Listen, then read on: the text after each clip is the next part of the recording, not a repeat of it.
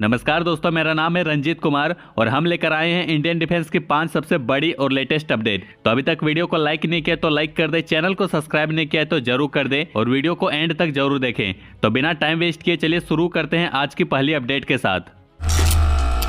जैसा कि आपको पता होगा कि इंडिया को अभी 7.1 बिलियन यूरो के यूरो ड्रोन प्रोग्राम में ऑब्जर्वर स्टेटस मिला है, जो कि एक एडवांस यूएवी बनाने के लिए एक यूरोपियन इनिशिएटिव है। ये प्रोग्राम एयरबस, लियोनार्डो और डेसॉल्ट एविएशन जैसे बड़े प्लेयर्स के साथ हो रहा है और इसका फोकस इंटेलिजेंस, सर्विलियंस और रिकोनेसेंस मिशन पर है। ऑब्जर्वर बनने से इंडिया को एडवांस ड्रोन टेक्नोलॉजी समझने का मौका मिलेगा और फ्यूचर में ऐसे सिस्टम एक्वायर करने की प्लानिंग कर सकेगा। अब बात यह है कि इंडिया को advance 6th generation fighter jet programme जैसे यूके, जापान, इटली का जीसैप और जर्मनी, फ्रांस, स्पेन का FCAS में भी ऑब्जर्वर बनने पर सोचना चाहिए। यह प्रोग्राम फ्यूचर के स्टील्थ टेक्नोलॉजी, AI इंटीग्रेशन और एडवांस सेंसर जैसी फ्यूचर एयर वॉरफेयर कैपेबिलिटी पर काम कर रही है। ऑब्जर्वर बनने से इंडिया को नए फाइटर जेट की एडवांस टेक्नोलॉजी का नॉलेज मिलेगा, जो AMCA जैसे अपने फ्यूचर प्रोजेक्ट के लिए हेल्पफुल होगा। वेस्टर्न कंट्री के साथ मिलिट्री रिलेशन और स्ट्रॉन्ग होंगे और हो सकता है कि इंडिया को उनसे टेक्नोलॉजी ट्रांसफर करने या मिलकर नए जेट्स बनाने का चांस मिले। और बिना पूरा पैसे लगाए इंडिया इन प्रोग्राम के टेक्निकल चैलेंजेज और डेवलपमेंट प्रोसेस को समझ सकेगा, जो फ्यूचर प्लानिंग में काम आएगा। अगर इंडिया इन फाइटर जेट प्रोग्राम का हिस्सा बनता है तो उसकी एरोस्पेस टेक्नोलॉजी और इनोवेशन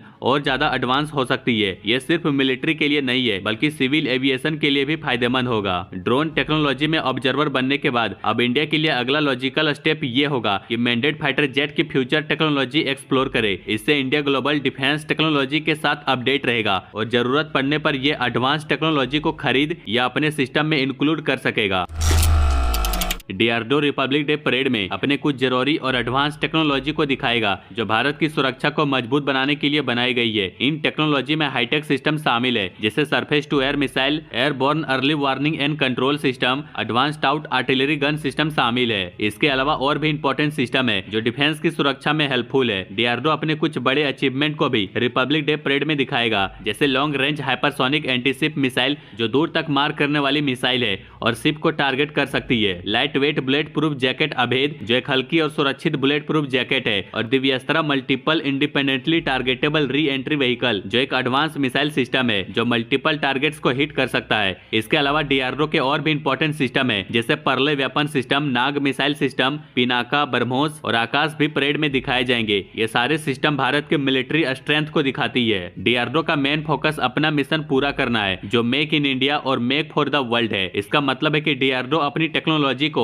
इंडिया में ही डेवलप करता है और बाद में उन्हें दुनिया के लिए भी बनाता है। जब ये सिस्टम डेवलप किए जाते हैं तो DRDO सेल्फ रिलायंस और प्रिसीजन को सबसे ज्यादा इंपॉर्टेंस देता है। इस बार की रिपब्लिक डे परेड में इंडोनेशिया के प्रेसिडेंट चीफ गेस्ट होंगे और उनके साथ 160 मेंबर इंडोनेशियन मार्चिंग कंटिजेंट और 190 मेंबर बैंड कंटिजेंट्स भी शामिल होंगे। इंडिया के आर्म फोर्सेस के कंटिजेंट्स के साथ यह परेड करते पद पर होगी और इस इवेंट का एंड 47 एयरक्राफ्ट के फ्लाई पास्ट से होगा। ये एक स्पेशल दिन होगा जिसमें इंडिया की कल्चरल डाइवर्सिटी और मिलिट्री पावर दिखाई जाएगी।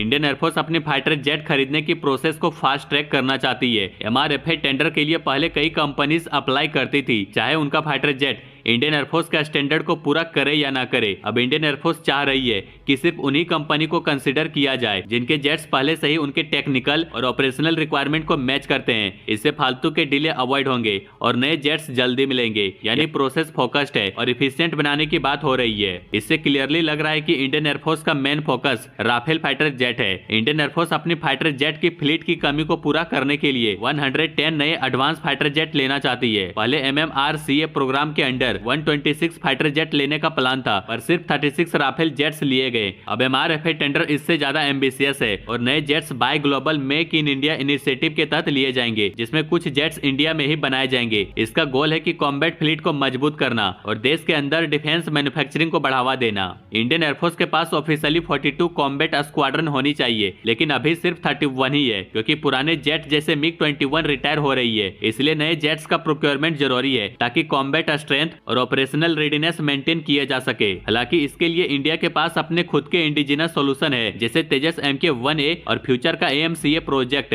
लेकिन इनका प्रोडक्शन और ऑपरेशनल यूज शुरू होने में समय लगेगा। जब तक ये फाइटर जेट रेडी होंगे, इंडियन एयरफोर्स के कॉम्बैट फ्लीट की कमी को तुरंत पूरा करने के लिए MRFA टेंडर जरूरी है। नए एडवांस फाइटर जेट के बिना इंडियन एयरफोर्स की कैपेबिलिटी दुश्मन के सामने वीक पड़ सकती है और इस टाइम MRFA ही इस गैप को फिल कर सकती है, जिससे इंडियन एयरफोर्स की स्ट्रेंथ बरकरार रहेगी। मतलब इंडियन एयरफोर्स अपनी कॉम्बैट फ्लीट की स्ट्रेंथ जल्दी बढ़ाने के लिए ये सजेस्ट कर रही है कि सिर्फ उन मैन्युफैक्चरर को कंसिडर किया जाए जो पहले से इंडियन एयरफोर्स का स्टैंडर्ड मैच करते हैं, ताकि नए फाइटर जेट बिना किसी डिले के मिल सके। DRDO अपनी हाइपरसोनिक टेक्नोलॉजी को बहुत तेजी से आगे बढ़ा रहा है। उनका प्लान एक ऐसा हाइपरसोनिक ग्लाइड व्हीकल बनाने का है जो 2000 किलोमीटर की दूरी तक टारगेट को स्ट्राइक कर सके। यह सिस्टम इसलिए डेवलप किया जा रहा है ताकि ये रीजनल थ्रेट को हैंडल कर सके। इसमें हाइपरसोनिक स्पीड का यूज होगा, जिसका फायदा ये होगा कि ये एडवांस मिसाइल डिफेंस सिस्टम को चकमा दे सकेगा, यानी एनिमी के डिफेंस सिस्टम को कंफ्यूज करके अपने टारगेट को सेफली हिट कर सकेगा। और DRDO इससे भी आगे 15,000 किलोमीटर तक का रेंज वाला HG डेवलप करने का प्लान कर रहा है। अगर ये सिस्टम बन गया तो इंडिया को दुनिया के किसी भी कोने में टारगेट को हिट करने की कैपेबिलिटी मिल जाएगी, जो इंडिया को USA, रसिया और चाइना जैसे ग्लोबल पावर के बराबर लाके खड़ा कर देगा। अगर इंडिया ये हाइपरसोनिक टेक्नोलॉजी सक्सेसफुली डेवलप कर लेता है तो ये सिर्फ उसकी डिफेंस कैपेबिलिटी को स्ट्रॉन्ग नहीं करेगा, बल्कि उससे एक ग्लोबल पावर के रूप में एक अलग पहचान मिलेगी। ये प्रोजेक्ट इंडिया की स्ट्रेटेजिक डिटेरेंस को इतना मजबूत बनाएगा कि दुनिया भर के बड़े देश भी उसके मिलिट्री और टेक्नोलॉजिकल एडवांसमेंट को सीरियसली लेगी। इससे इंडिया दुनिया के पावर बैलेंस में एक पावरफुल प्लेयर के रूप में उभरेगा।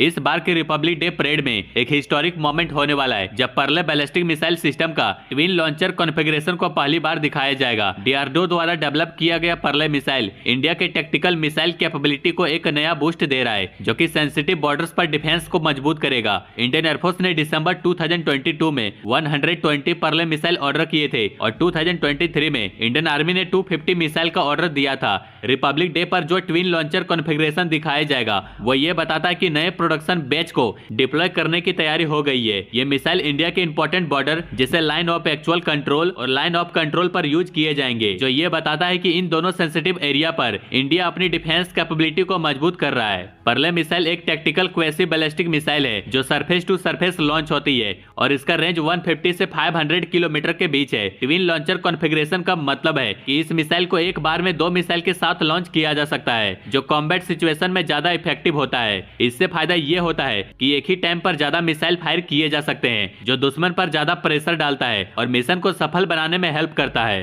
पर्ले मिसाइल में एडवांस गाइडेंस सिस्टम लगे हुए हैं जो इसे हाईली एक्यूरेट बनाता है। इस मिसाइल का CEP यानी सर्कुलर एरर प्रोपेबल 10 मीटर से भी कम है और इसे और भी एक्यूरेट बनाने पर काम हो रही है ताकि CEP 4 मीटर तक किया जा सके। CEP का मतलब होता है कि मिसाइल अपने टारगेट के कितना करीब जा सकती है। मिसाइल की स्पीड मार्क 6.1 है जो बहुत तेजी से टारगेट को हिट करती है। इसमें मिलीमीटर वेव सीकर भी है जो प्रिसाइज टारगेटिंग के लिए फ्यूज सिलिका रेडोम में रखा गया है, यानी मिसाइल अपने टारगेट को बहुत एक्यूरेटली आइडेंटिफाई कर सकती है, चाहे वेदर कंडीशन कुछ भी हो। इस मिसाइल का डिस्प्ले ये दिखाता है कि इंडिया अपनी टैक्टिकल मिसाइल कैपेबिलिटी को और मजबूत कर रहा है, जो बॉर्डर पर डिफेंस को इंप्रूव करेगा। इंडिया के मिलिट्री मॉडर्नाइजेशन पर अपडेट्स के लिए बने रहिए। बाकी लाइक एंड सब्सक्राइब जरूर करें।